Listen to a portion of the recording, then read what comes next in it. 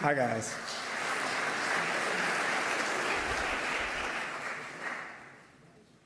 There's not enough time for me to tell you how much Lemmy meant to me and all of the amazing experiences that I had with him.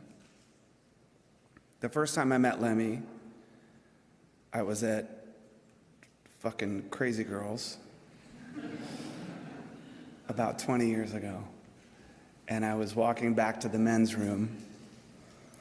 On the way back, I looked to my left and I saw Lemmy by himself in the corner on a video game.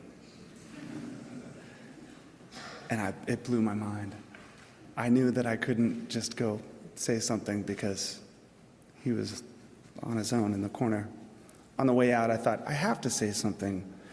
He's my hero. He's the one true rock and roller that bridged my love of AC/DC and Sabbath and Zeppelin with my love of GBH and the Ramones and Black Flag. So I walked up and I said, "Excuse me, Lemmy, I don't want to bother you, but you've influenced me so much. You're my musical hero. I'm a musician. I play in the Foo Fighters, and I was in Nirvana." And he looked up from the video game, and the first thing he ever said to me, he said, "Hey, I'm sorry about what happened to your friend." And in that moment, he went from being this gunslinging, whiskey-drinking, badass motherfucking rock star to being this gunslinging, whiskey-drinking, badass motherfucking rock star with a heart. And I walked away and I thought, if I never see him again, that's enough for the rest of my life. Well, then we became friends. And it's one thing when you have a hero, but it's another when your hero becomes your friend. And over the years, I have great stories of going to his apartment and walking through the aisles of pornos and magazines like a Hoarders episode. And the first time I was or going to the Rainbow and ordering 2 Jack and Cokes, and the waitress brings 2 Jack and Cokes and his fucking mail.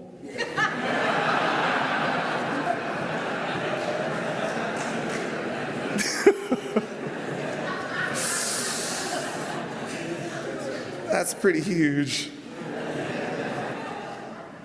Or the one time when I texted him, I said, "Hey man, my band's playing at the Pantages Theater tonight. You should come down and check it out." He said, "All right." I said, "It's an acoustic show. It's not like a big rock thing." He goes, "Oh, okay." An hour later, I'm downstairs in the backstage, and I hear fucking Motörhead blaring out of the dressing room, and I get so excited, like, finally, someone else in the band's fucking listening to Motörhead. And I open up the door, and there's Lemmy by himself listening to Motörhead with a cigarette and a Jack and Coke in my dressing room. I'm like, "Oh, hey, Lem." So then I say, "Hey, man, my mom was there."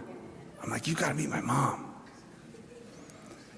So we walk across the hallway and open up the door, and in that room was my mother, my wife, and my daughter Violet, who at the time I think was maybe 6 months old. So Lemmy walks in, he's got his drink, he's got a cigarette, and I'm like, "Mom, this is Lemmy from Motörhead." He's like, "All right, love it." And then he looks and he sees that there's a baby in a crib in the room, and he puts out his cigarette and his drink, and he puts the drink down. Now, to most people, that would seem like nothing, I suppose. But to me, that was my hero, putting out his cigarette and his drink and putting it aside because my daughter was there in the room. So I think what everybody has always known, or at least learned today, is that Lemmy was not only that gunslinging, whiskey-drinking, badass motherfucking rock and roll star, but he had the biggest heart, and he set such a great example because he was so kind to everyone. People he didn't know, people he'd loved for years. He was so kind. He and I shared a love of Little Richard.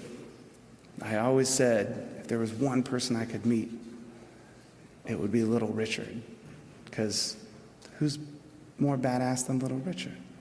One day I was at the airport at LAX, and I was standing out on the curb, and this guy comes up to me and he says, "Hey, I heard that the only person you ever wanted to meet was Little Richard."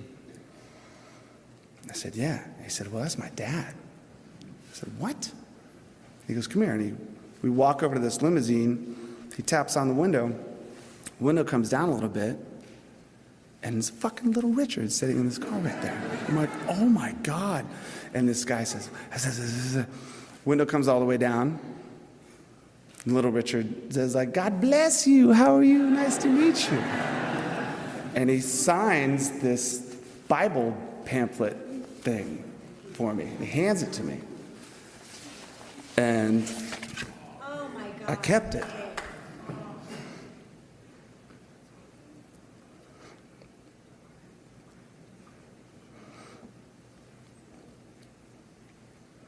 And I wanted to give it to him on his birthday. But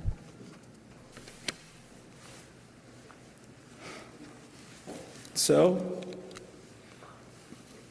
last night,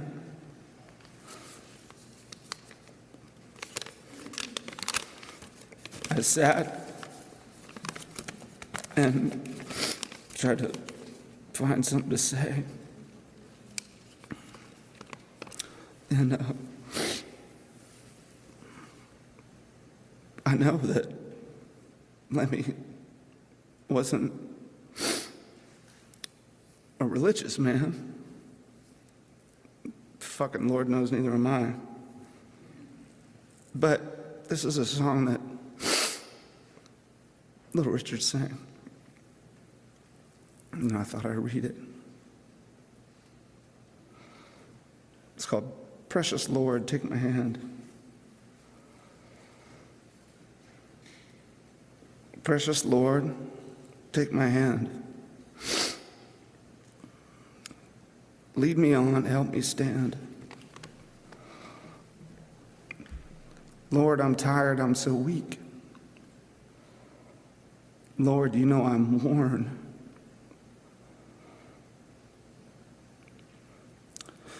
Through the storm, through the night, lead me on to the light. Take my hand, precious Lord. Lead me home.